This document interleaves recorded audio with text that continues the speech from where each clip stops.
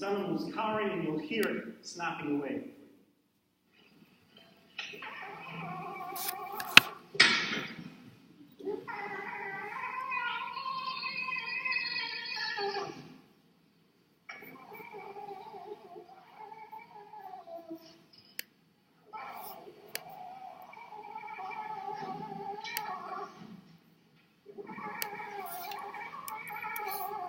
I don't know about you, but I'm going to put my hand back.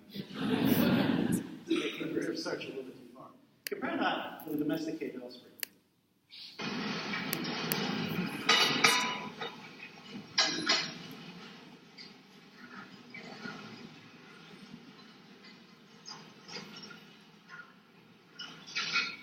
Now, if I hadn't told you, I suspect most of you would have thought that was a puppy, a dog. And of course, don't forget, dogs are domesticated wolves. But within 12 generations of selectively breeding for behavioral pattern, they have produced a different animal. It looks differently, its coat is different, it even has floppy ears, as do many domesticated animals. Its temperament is different, it's more playful, it's less aggressive. Its period of juvenilization is longer. They spend longer periods being dependent on caregivers. In fact, when someone broke out and escaped, they had to come back to the fur farm because they couldn't survive on their own. And guess what? Their brain had shrunk by about 15%. As indeed have the brains of all animals, or mammals which have been domesticated by humans. There's something about domestication which has this weird effect. And it might be testosterone, which is a hormone which is linked to aggression. It has metabolic properties, which is why males are larger and have bigger brains. And we know that if you do cross-gender reassignments and you put them on different regimes of hormones, you can get the corresponding increase or decrease in brain size as well. So maybe that's what was going on. Now, the human brain, we have this long period of childhood. Maybe we also went through a period of extended dependency on others. Our brains don't reach maturation until the end of late adolescence. And during that period, we've given us a brain sort of an opportunity to show the latest imaging techniques. It's basically a complex system that communicates. Here are just some of the major pathways showing tensor imaging. But those pathways are continually forming throughout our lives. But during childhood, there's some very significant connections which are laid down. For those non-neuroscientists in the field, this is because of these specialized neurons, these cells, specialized brain cells that we have mostly in many ways in the outer layer of the cortex, where all the higher order processing is going on. Well, actually, that's a bit of a myth. Most of the neurons are not there. They're actually in the base where it controls motor behavior. The cortex is actually made up mostly of connections. You only got 1/5 of your neurons in the cortex.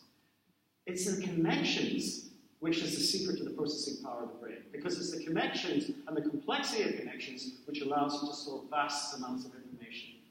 Information initially comes in through the senses, transduced into electrical impulses that traverse over these networks, and the cells are reciprocally firing together, the connections are becoming reinforced. This is how you lay out patterns. You can take information presented in the external world and re-present it in the internal world, and re-presented information becomes representations. Representation is the language of the brain. Now, what might surprise you is that the neurons, we've got about 86 billion of them. As a baby, you have almost more. You certainly have as many, if not more, neurons. A baby is born with a full complement. But clearly what they don't have is all the connections.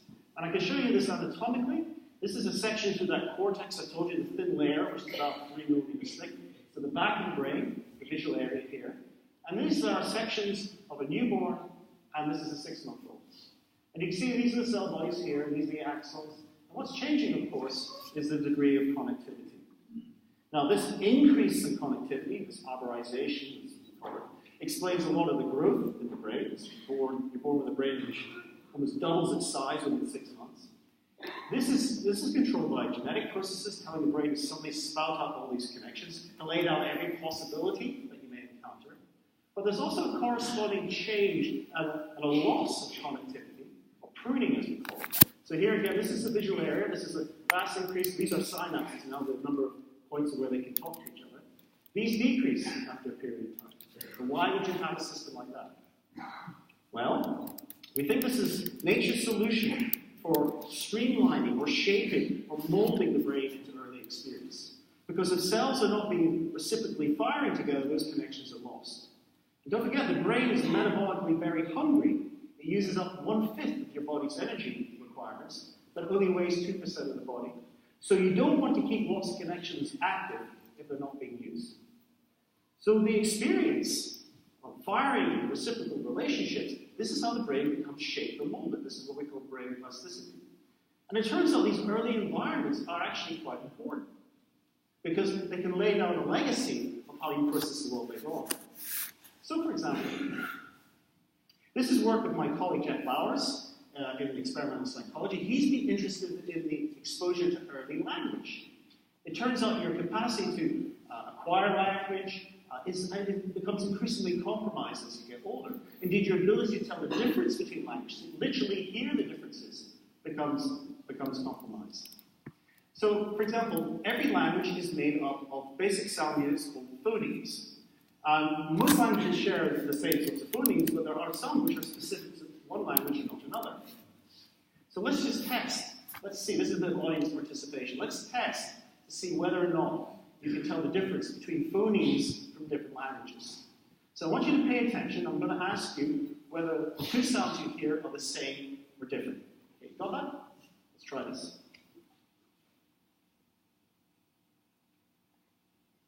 Nope, that's the wrong one. That's the wrong one. Okay, how am I going to do this? I just realized this is going to be tough. Oh, that's a shame. Yeah, well, just assume you couldn't tell the difference.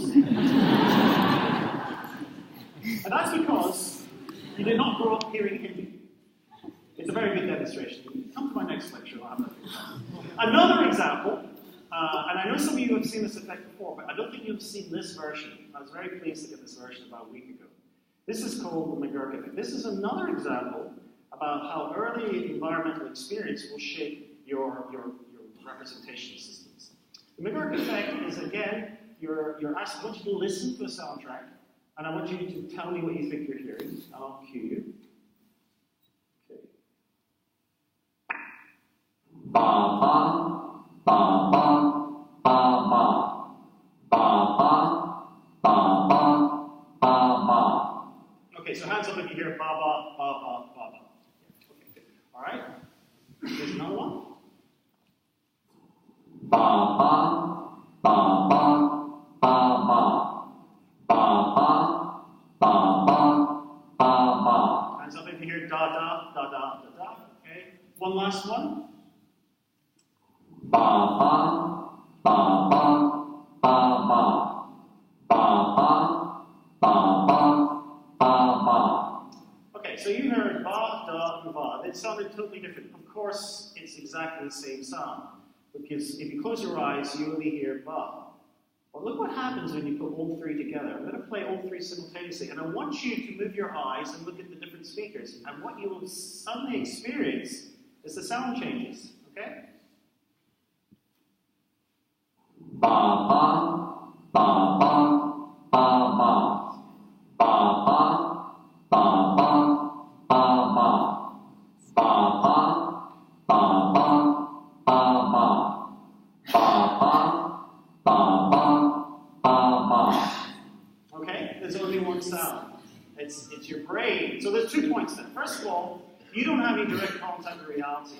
Okay, everything out there is processed through this wonderful 3-column tissue, and the experience you have depends on the experiences you've acquired. If you did not speak English or you had not acquired English, you would not be fooled by that illusion. It's because you have an expectancy that a certain mouth shape and a certain sound go together. And so your brain constructs the most plausible solution. In fact, it's the same sound you're hearing each time. And that's the McGurk effect. So the reason I mention that is because this shows that early experience sets up those representations that you use later in life. And this is true for all the senses. And we know that if you deprive young animals of the sensory inputs, this can have profound consequences. This is the famous work of Huberman Wiesel, who did work on visual development and raised animals in visually deprived environments. And they found that if you don't reintroduce them into the normal world, they are permanently impaired. And this is a phenomenon called sensitive or critical period phenomenon, because it depends on when you expose them to these abnormal environments. But what is true of the sensory and perceptual systems we're increasingly beginning to understand it's also true of the social developmental systems. You see, the social brain, these are just some of the candidate circuitries that we think are performing socially relevant tasks. These are just a few of them. There are areas which are processing the body, the movements of the body, and detecting those movements which are particular for human form. We have areas which just respond to faces. We have another circuitry in the frontal lobes, in the prefrontal cortex, which are activated when you're trying to imagine what someone else might be thinking. This is where you're mentalizing, as we say in psychology.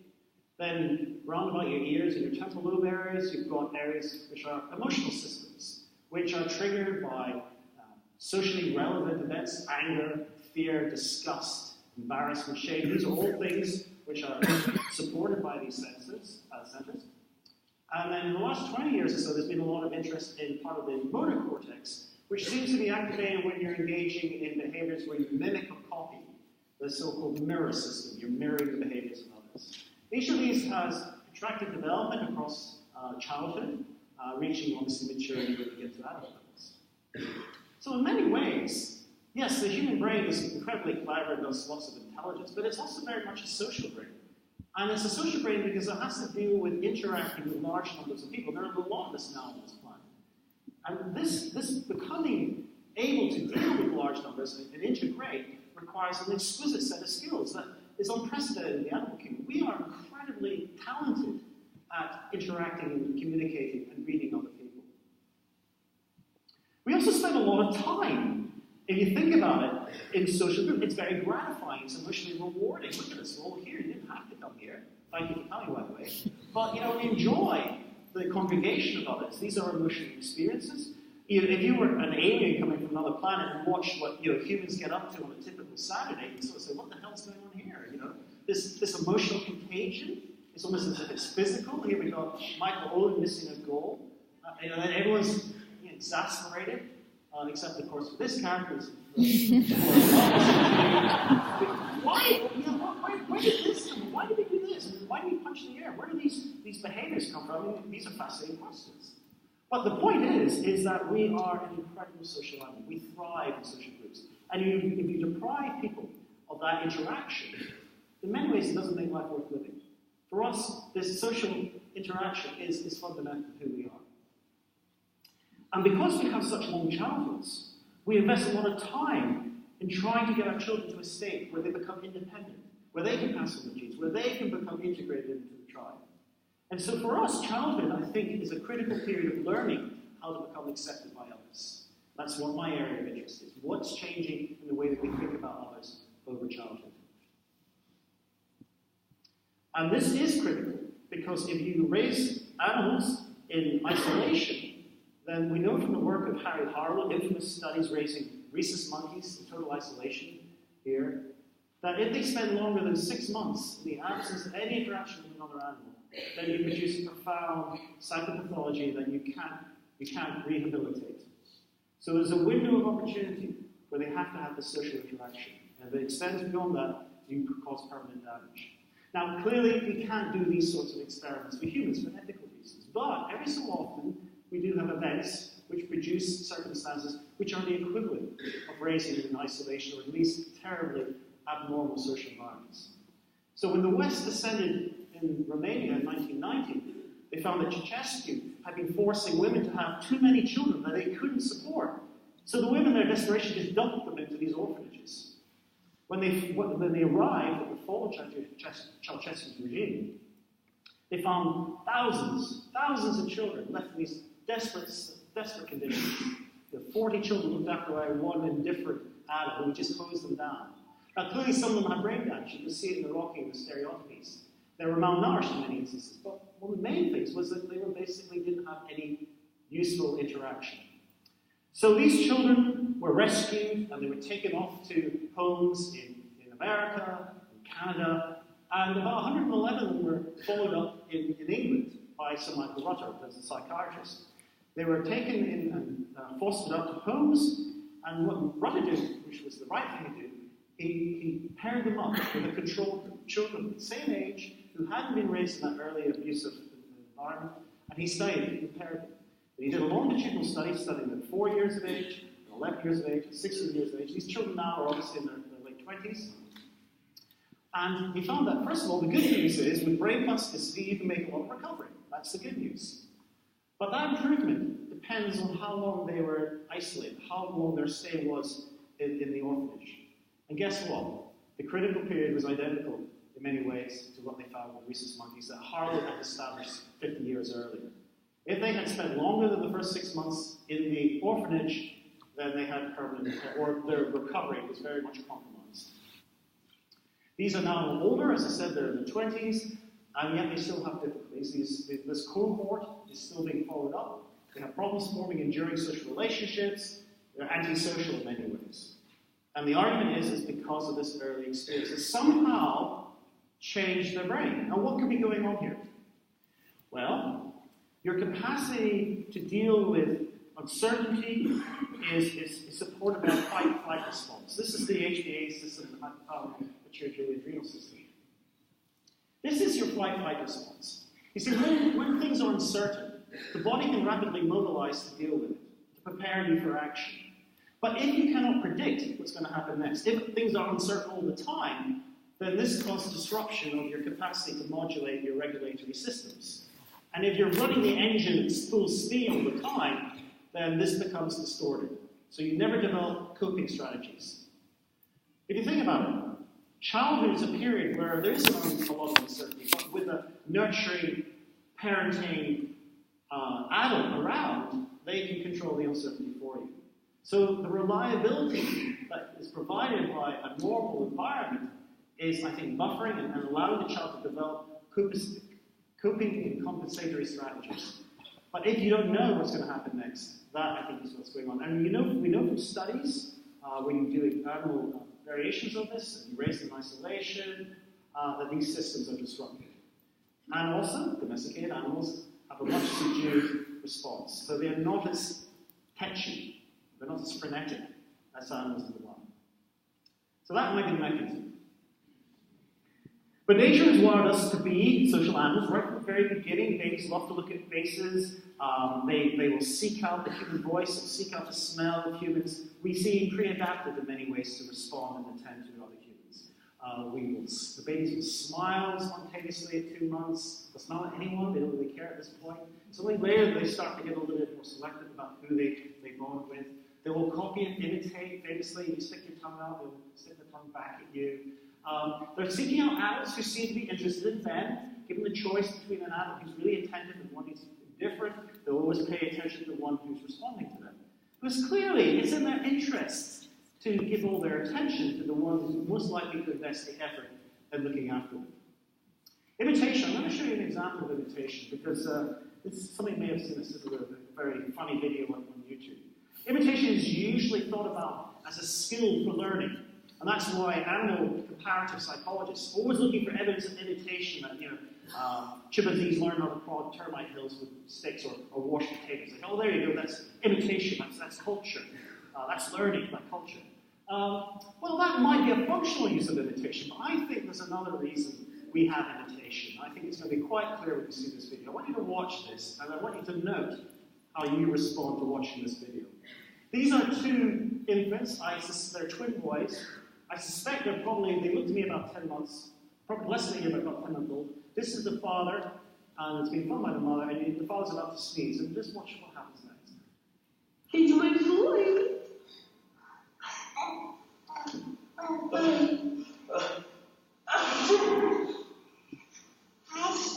Oh, thank you. Thank you, baby.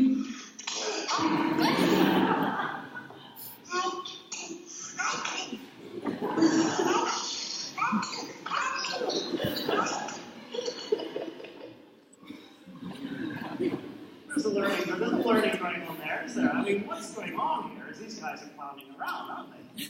They're clowning around, and you're laughing, and you're finding it very endearing. You know, imitation is the sincerest form of flattery. When we are imitated, we enjoy that, and it gets our attention. We notice people who are imitating us. So what these babies are doing is they're tugging at our heartstrings. They're triggering the emotional response, which makes us find them endearing.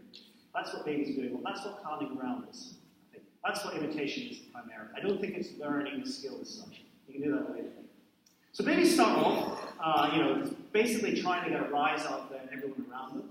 But they're starting to become strategic. They're starting to see intentions and goals in others. This is the work of Thomas Verdin. Before I get to that. They're starting to pay attention to others, and they're also starting to note who are the good guys and who are the bad guys. So, if there are lots of people around, who should I give my attention to? Who should I form my allegiance with? Now, this is the beginnings of morality, the buds of morality, as my colleague Paul Bloom calls it. And this is work by one of his students, Kylie Hamlin. And they study these behavioral preferences using basically puppet shows, or morality shows for puppets. And what you see here in the situation is the babies are watching these puppets acting out a scenario. This puppet's trying to open a box, being pretty unsuccessful at it.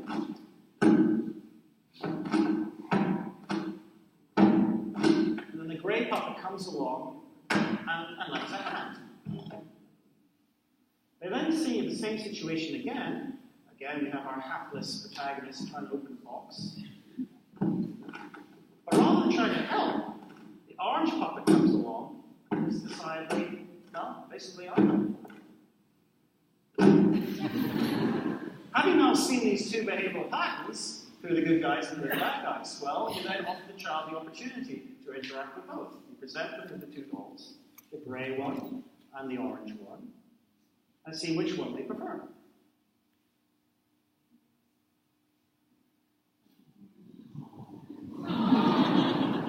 So that's how we study morality of babies. So they're starting to kind of seek out people who are paying attention to them, people who are likely to be good to them, and they're starting to get, strategic. Who should I give my attention to? Now, of course, at this point, they're pretty passive, but when babies start to become more active and control their actions, they can participate. So here's a 14-month-old participating, watching an adult. Again, I'm not having this adult. Look how the 14-month-old treats them. Oh.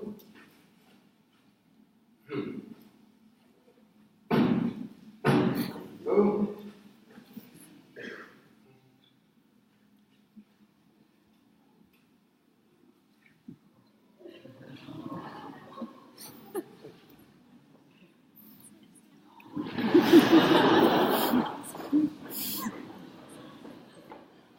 So you might be tempted to think that babies are just being nice. Nah, they're not being nice. They're being Machiavellian. Because they're trying to figure, if I do you a favor, you're going to do me a favor back. They're testing us out all the time. And certainly by about 2 years of age, they're starting to show the beginnings of prejudice, in-group biases. If they're wearing a different colored t-shirt to another child, they think they're different and treat them as well as the child wearing the same colored t-shirt. They're starting to see themselves no longer as the individual, but part of the group. And for the remaining 8, and indeed for the remainder of childhood and adolescence, we become preoccupied with who we are in relation to the group. We start to become very sensitive to how we fit in. And we have to develop and understand the norms and the rules of interacting with others. And this takes a long period of time. There are many milestones on that path. First of all, you have to know, who am I? That sounds like a ludicrous sort of assumption. Yes, I know who I am. But you'd be surprised. For many animals, if they're not a social animal, then their reflection is just treated as being another animal. And indeed, it's not until roughly about 18 months that babies suddenly realize that their reflection is them. We know this from the Rouge test, which is based on an observation that Darwin had made in London Zoo. He noted that many animals would attack their reflection. So Gordon Gallup developed this test where he put a bit of makeup on the nose and then showed them the reflection. And it turns out only animals that live in social groups will realize this themselves and then remove it. So that's one of the beginnings of this emerging sense of who I am. Another important milestone on the road of becoming a self or a member of the group is who am I in terms of my autobiography? What's my history? I mean, if I ask you, if I pick any of you now and say, tell me about yourself, you'd tell me about your interests and your hopes for the future, but you'd also be telling me about maybe your schooling and what you've done in the past. And that autobiographical memory is incredibly important. We know that for people who suffer from dementia, they lose that record of who they are. That really disrupts their identity. But what's quite remarkable is that very few of us, actually, I'd actually say that none of us really has a very clear sense of who we are before the age of 2 or 3 years of age. So, for example, if you ask a group of people, what's the earliest memory you have? Very few people have any memory before their 2nd or third birth. This phenomenon called infantile amnesia is universal. It could be something to do with the memory structures not reaching full maturity. But another intriguing possibility is that at this point, because they don't have a coherent sense of who they are, it's very difficult to relate memories together. And autobiographical memory, in many ways, is a narrative. It's a story that has to be related, and that's how we knit these things together. So you need to develop a sense of identity before you can start to write that story of who you are. And who you are, one of the major parts of that is, what gender am I? When children start to discover there's a difference between boys and girls, they get preoccupied with it. They become gender detectives. They're trying to seek out, what should I be doing? What's the norm for my group? Not only are they gender detectives, but they become gender police. Because they think, well, boys can't do that, girls can't do that, and they're very rigid on these rules. And so you see children being inflexible, what's appropriate. But of course what they're doing is just reflecting the gender cultural stereotypes which they're immersed in. Egocentrism, another milestone. This was a phenomenon that the great developmental psychologist Piaget first noted. He noted that children seem to be oblivious to the world around them. They seem to be the focus of attention. They're so egocentric, they don't realize that other people have different opinions, and literally don't see the world in the same way. You know, if you show the child a picture, they assume that anyone else can see the same picture because they can see it. And this has some interesting consequences. There's a site called Kids Who Suck at Hiding. It's a website. You go and look at it. And it's photographs from parents of their children trying to play hide and seek.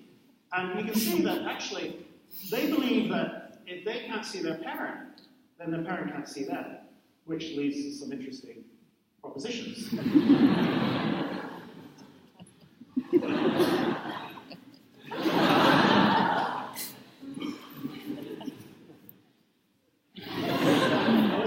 Slightly disturbing.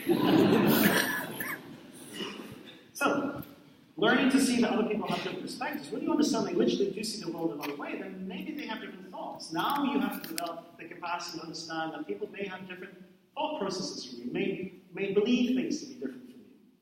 This is what we call in psychology developing a theory of mind. Developing an understanding that someone else might be thinking something different. Literally putting yourself in someone else's shoes. So we have tests for this. There's a classic test. If I was to show you a Smarties packet and I was to ask you what do you think's in there, most of you say, well, there's Smarties in there. But then if I opened it up and showed you there were pencils, you say, oh, that's a lame trick. But I'd say, well, okay, so what's in there now? You say, well, there's pencils in there. What did you think was in there? Well, Smarties, because you were trying to fool me. Okay, what do you think your friend will think's in there? Well, they'll think there's Smarties in there as well, because he doesn't know what's really in there. It seems self-evident. But if you're a 3-year-old or suffering from autism, you'd find that very difficult, very confusing. Okay, you'd say, well, there's Smarties in there. You show them pencils. What did you think was in there? Pencils. Always knew there were pencils in there. What will someone else think is in there? Pencils. Because they don't understand the concept of a false belief. That people operate around the world with ideas that are sometimes wrong. And this is really important, because if you think about it, you've got to have this capacity to understand that people may be mistaken in order to engage in conversations. You've got to be able to see someone else's perspective or viewpoint in order to have a sensible conversation. I'm just going to show you one more example of theory of mind. This comes from Charlie Lewis. It's called the Sally Ann task. Again, it's a situation where you introduce a false belief in a little protagonist doll, and then ask the child to say what the protagonist will think. I think it's self-explanatory. This is Sally, and this is Anne. Right? Now, Sally comes in with a marble. Sally puts her marble into the basket and goes out.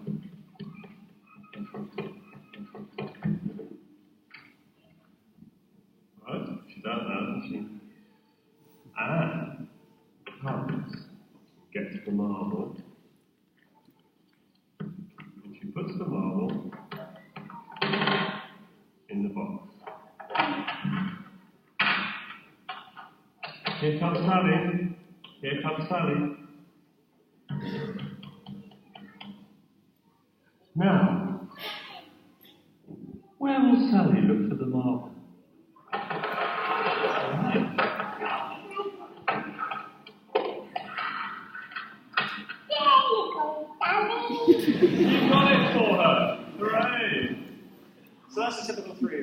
said, this is a behavioral theory of mind. It's one of the markers for individuals who suffer from autism because they find that very difficult to represent other people's mental states.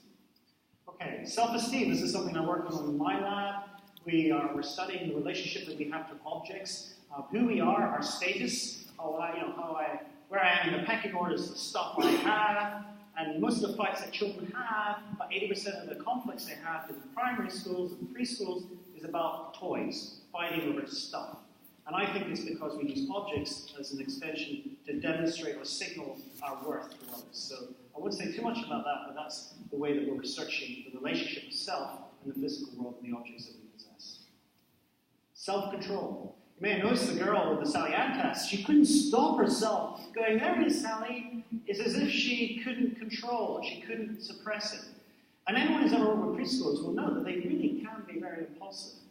And so self-control is an important component. We know it's related to frontal lobe structures, and there is a significant development and maturation of frontal lobe circuitry at around about 4 years of age. That might be a coincidence, but it might be well related to this emerging capacity to regulate your behavior.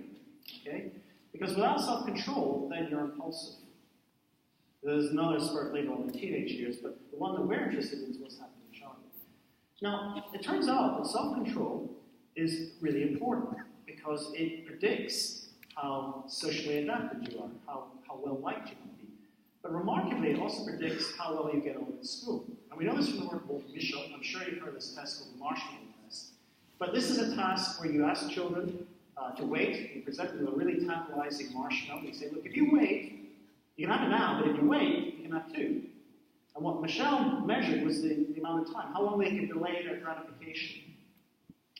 And what he found was there was this relationship between the length of delay and how much self-control and how much performance changed later on. I'm going to show you a video now, not of 4-year-olds, but of 8-year-olds, 6 and 7 and 8-year-olds. Now, these guys can exert self-control, but it does not come easily. I want you to feel their agony as they're trying to stop eating this marshmallow.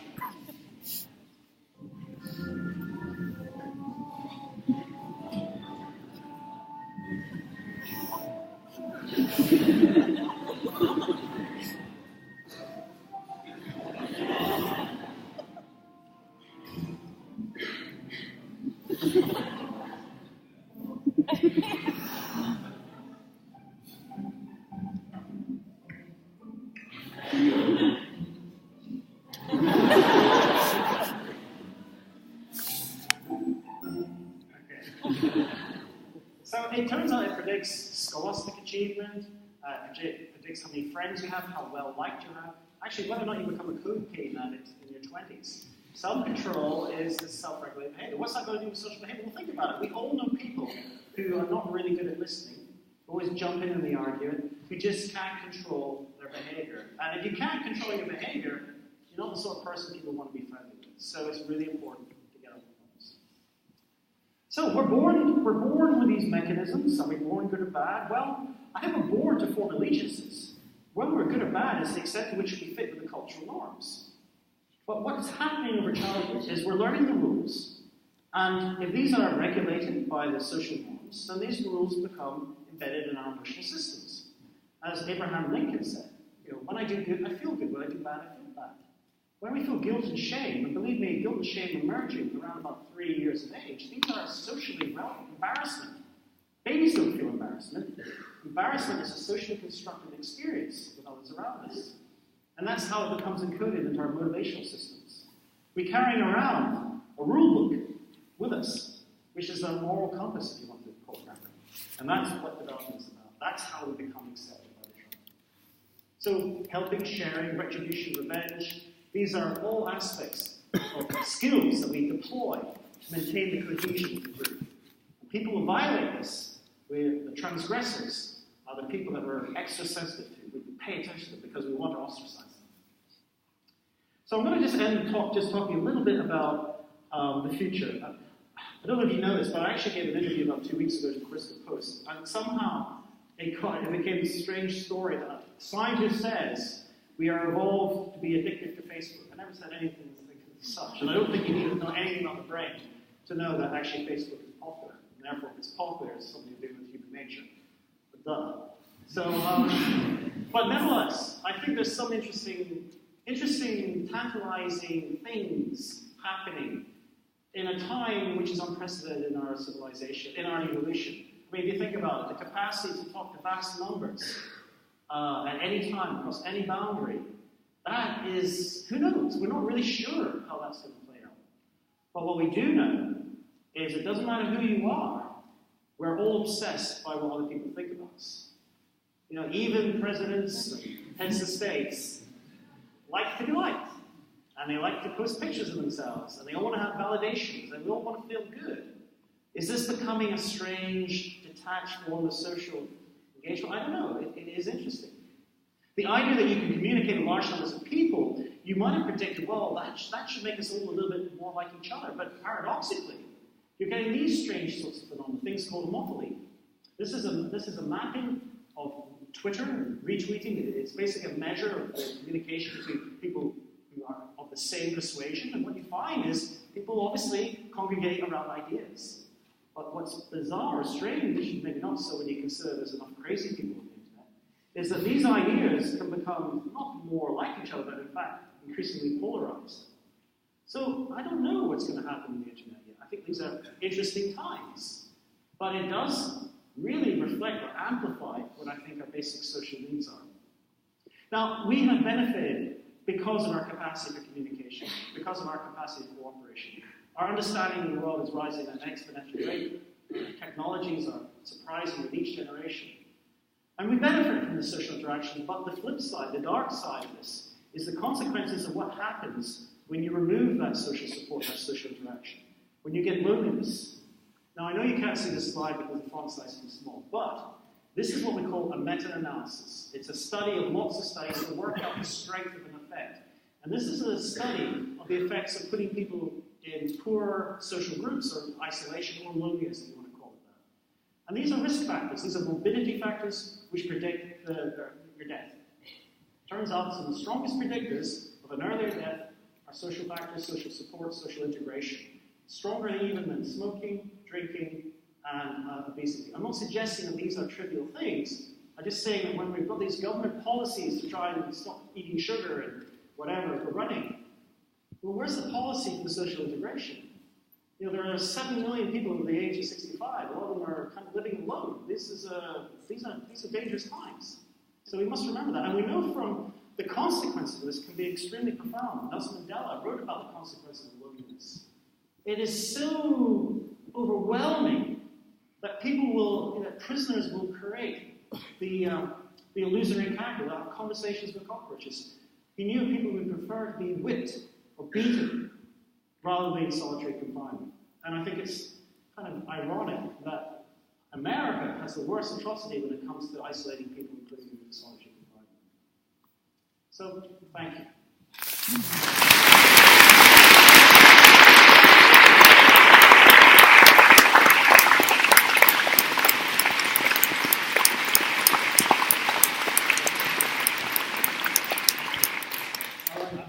I'm happy to take some questions if there's any questions. I can talk for another hour. There's a question over there.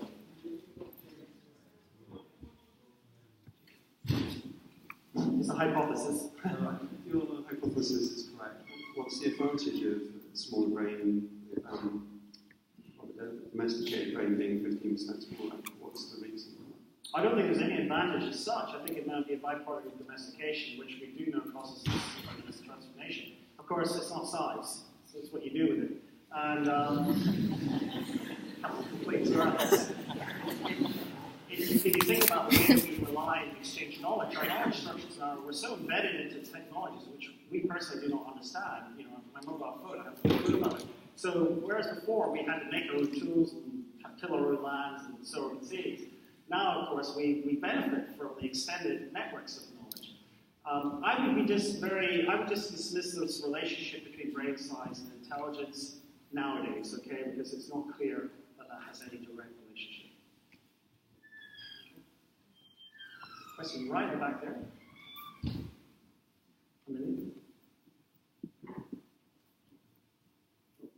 Thank you. You said that autistic the autistic person, the autistic brain, that the person can't understand others' states of mind. Would that be? No, that's an overstatement. I'd say they have difficulty, and I would say it's people with autism. It's a spectrum disorder.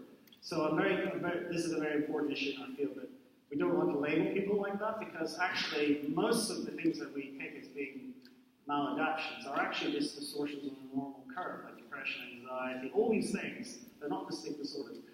But in terms of their capacity for reading theory of mind, it doesn't come easily. And so typically what happens is they develop strategies.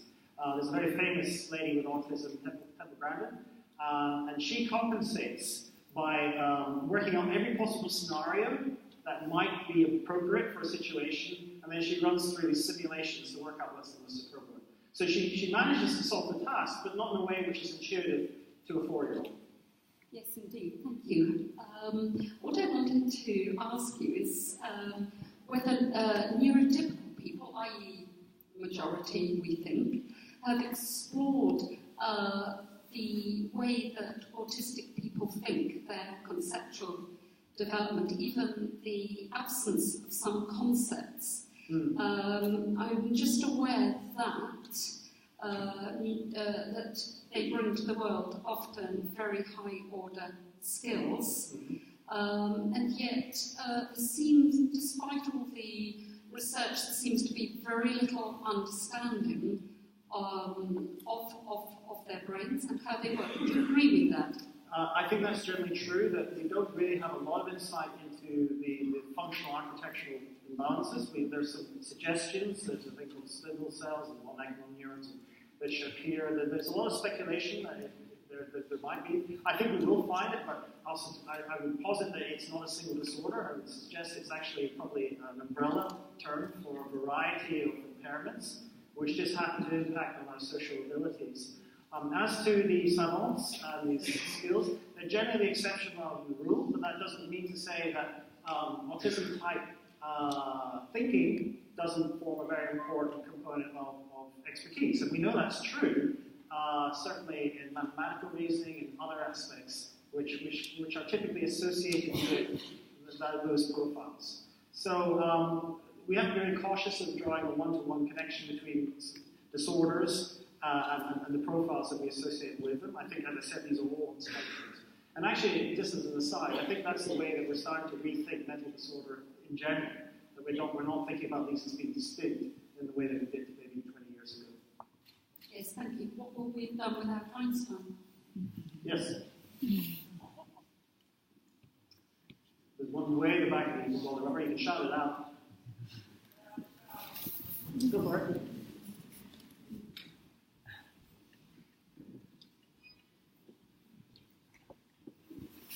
Hi. Hi. So, domestication, I guess, is also a spectrum. And you could say that the people in this room are much more highly domesticated than many peoples of other cultures on the planet. So I was wondering if there's any evidence that people of cultures that are less domesticated have larger brains? Well, I'm not sure we could say that, to be honest. I mean, domestication. I would caution against relying on absolute brain size. I mean, I use it as a ploy to hook everyone into the book initially. That's the one thing everyone gets obsessed with. And I've now realized I'm being voiced by my own petard by this, to say, to sort of rely on this thing, because, for example, were there any other brain changes in other species around this time? There's a lot of possibilities. But look, no, I think the one universals, or certainly the universals, that there are a few hunter-gatherer tribes. There's one tribe left in Tanzania that has this. And I think you can hardly call them hunter-gatherers because they're followed by about 1,000 scientists trying to report them. So I think maybe those comparisons can exist. That's to the extent of the. I mean, you might want to say, well, what about the hypersocial or how about the Eastern cultures where they're much more interdependent as opposed to the Indo? I just don't think there's going to be a lot of value in looking at brains. Brains are obviously very complex, but they vary extensively. There are imaging people here. I defer to them and they'll tell you the nightmare of trying to get the metrics of measuring brains. So in terms of the absolute size, I would just sort of walk away with that kind of 15% thing. Well, that's curious, but not get obsessed with it.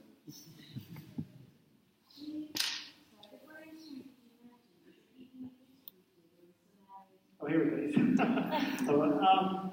No, this is based on just the size. The question is that shrinkage related to one area or is it in general? And my understanding is it's in general. It's just based on the fossil size, so it's the cranial capacity. We don't know what the structural anatomy of the brain was because none of that tissue is left. It's just the size, literally.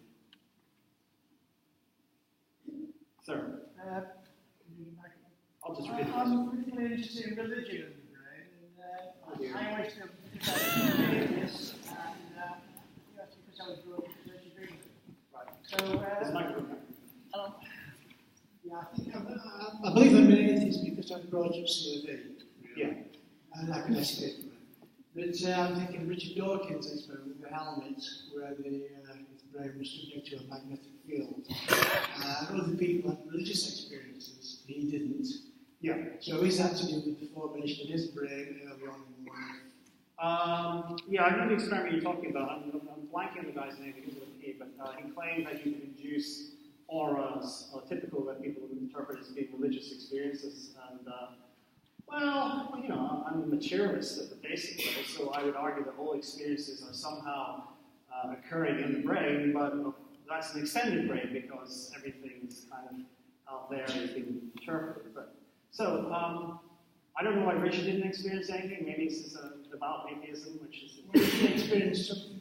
Persinger, by the way. Persinger is the name of the scientist. Yeah, I mean, look, people look for God spots. They look for gay genes. They look for very precise mappings between these complex issues of function and anatomy. And I think that's a fruitless task because these are never going to be located down to that level of localization as far as we can tell.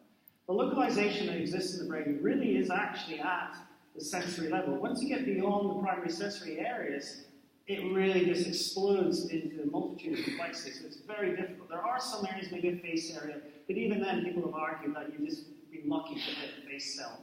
They're never going to be that well localized because literally these things are distributed over massive networks. So it's always going to be a distributed system. And I suspect that holds true, not just for faces, but for complex concepts like religion. So you're not really ever going to have a spot or a God spot as they claim. I'd be very surprised.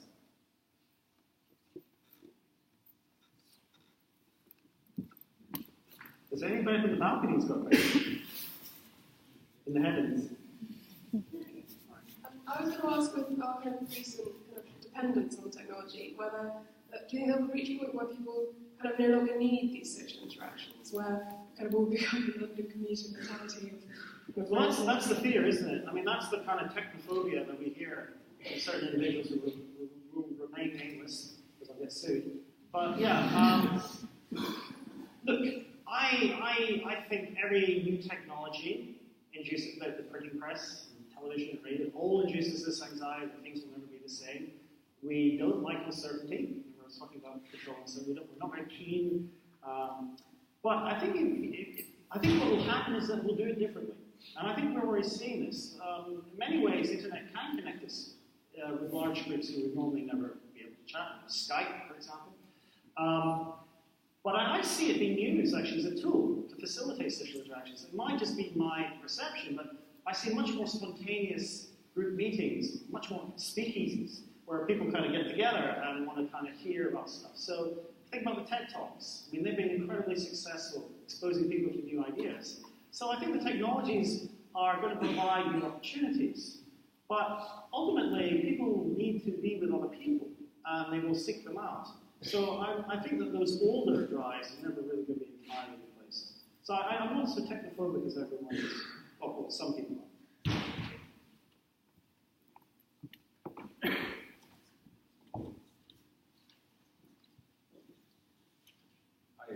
Speaking about the religions again and the idea of solution, a lot of people who have been isolated from the community, they start to think and say that they hearing some voices from God, yes. Type of that stuff. Yeah. Was it a mental disorder? This is an interesting question, but you just reminded me of a paper that came up last year analyzing the content of schizophrenics' voices. So, schizophrenia, one of the florid symptoms is hearing voices. And what was interesting is they did an analysis of these reports in Western patients with schizophrenia compared to Eastern. And the content of the voices were completely different. So what the Western patients were hearing were derogatory, basically negative type of statements. And what the people in the Eastern culture were, they were much more pleasant type of discussions. So I wonder if that inner voice that we all carry around with us actually is, this is one of the suggestions that in schizophrenia we lose track of the origin of certain sensations or perceptions or even thought processes, to the extent that we feel that they're not ours, so they must be embedded, they're being beamed into our brains, which is why they walk around with the silver foil on their heads. So I think that when you are isolated, then of course your world is very different. Now this is true of people who are in long-term isolation, like the Shiva, who has who spent literally years underground. First of all, his body clock changed, but also he became acutely aware of this inner dialogue he was having. So I suspect that there is something to be said for that when you're in the absence of a social group, that maybe you do start to notice these thoughts. I mean, certainly I feel like I do that when I'm left to my own devices for long enough. I think you become aware of this monologue that we all have in our heads. So I think that's an interesting, it's an interesting point.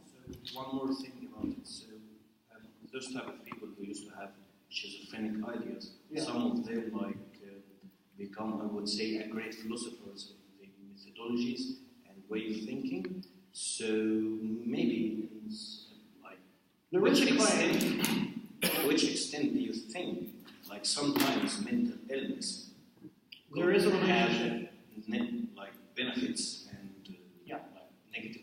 Yeah, so there are people who study this in Geneva. Michael Brugger, and a former colleague of ours, studies the relationship between these distorted or disconnected ways of thinking. And it turns out, yes, there are some well-documented cases. There's not a lot of them, but it's typically in mania and psychoses. There is a relationship with this kind of creative thinking. So yes, I suppose that when you take all the brakes off and let the machine career away, that you occasionally will get these new ways of seeing the world. For a lot of the time, we have to self-control, and we're very domesticated, we're acculturated, and that obviously will compromise our ability to be creative. But yes, there is a link between that. There is one that's been established. I wouldn't recommend you becoming mentally ill, though. Not advisable. Not to get too hung up on the anatomy about it, but how does this fit in with Dunbar's theory about the neocortex and everything to do with that? How would this fit in with? Yes, so Dunbar, he's not the only one, but he's taken the name associated with the social brain hypothesis, which is the analysis of brain size related to social group. And you probably know he has this number of 150 to 150, 180 is the optimum group size, that you can actually have useful social interactions. If it gets any bigger than that, you have to fragment and form a second group. So he's done the analysis of the earliest civilized human groupings, the settlements, and has argued they are typically of that order, about 150. He's argued that if you look at mass corporations, the ones which are most efficient are segregated into subdivisions of 150, so this is Dunbar's number. But yes, he's the one who's associated with the relationship between brain size and social group. Though I would say, it doesn't all, there are some people, it's not unequivocally accepted by all, I will point out, but he's the name that's associated with that. That's the social brain. How would you say that fits in, if you were to agree with what he's saying, how would this come as an argument against it? To say this? Well, I mean, I suppose that that's why I was surprised, because I generally hold the social brain hypothesis as well. So that's why this factoid just struck me as the oddest thing. And as it turns out, it's the oddest thing that most journalists are interested in as well. But it doesn't necessarily contradict it, because you can have evolution over a long period of time and general increase. But if you have a mechanism which suddenly changes the hormonal disposition towards testosterone, then that can cause a sudden. I mean, there could be completely different mechanisms which are causing the change. It was just a suggestion that might be testosterone, by the way. We don't know for certain. But that property, it does appear to be altered in animals which are domesticated. You can't do the experiments with humans for obvious reasons. Hello, I'm at the back here. Hi.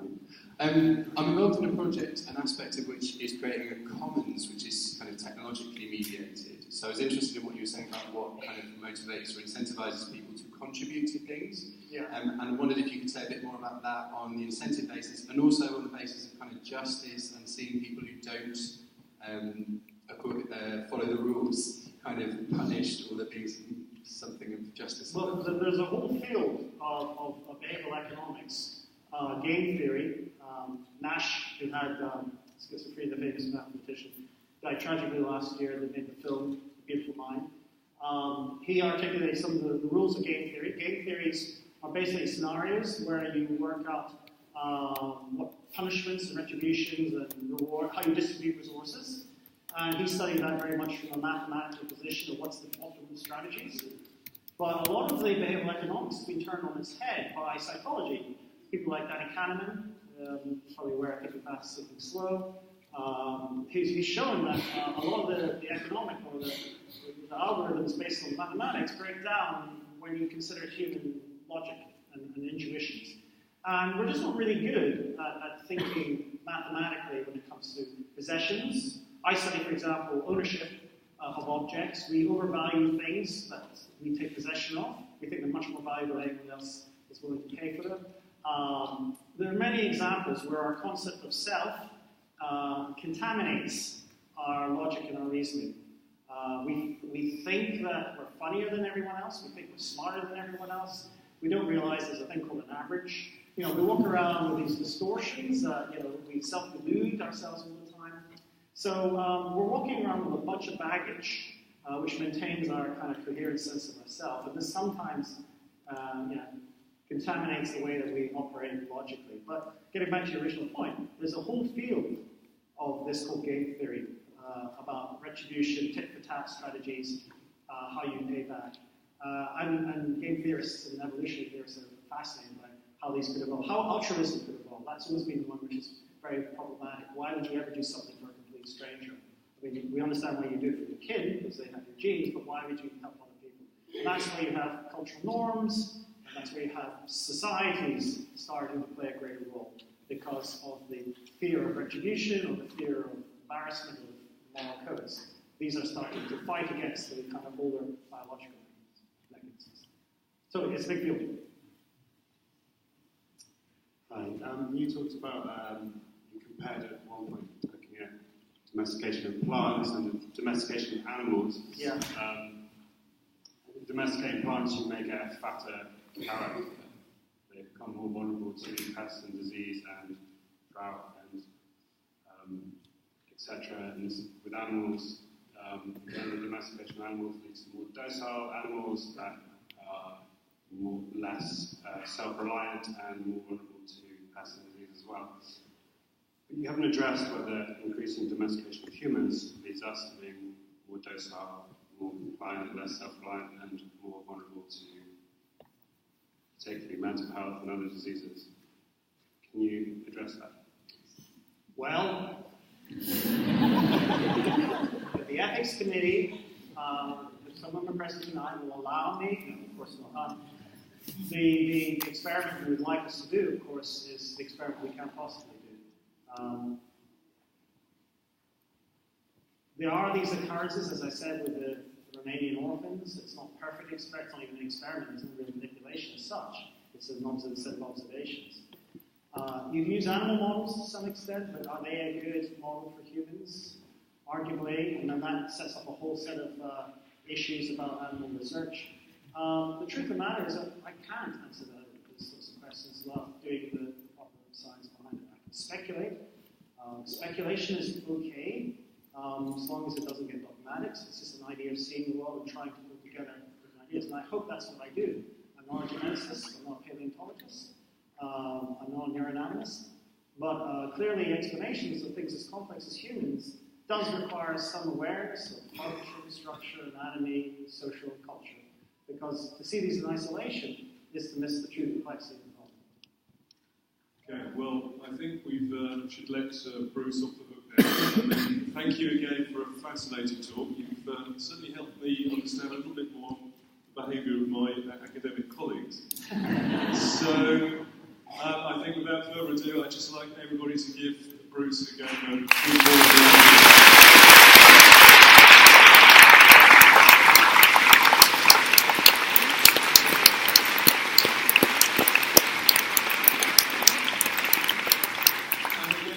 for those that have the opportunity, do please come and join us again tomorrow morning and all day at the Wills Memorial Building for all the interesting and exciting things that is Bristol Neuroscience. Thank you again for coming.